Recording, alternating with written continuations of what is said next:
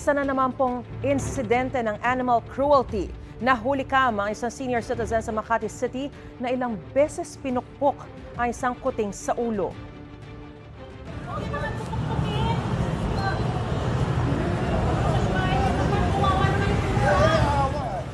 Sinubukan siyang pigilan ng mga kapitbahay pero hindi siya tumigil.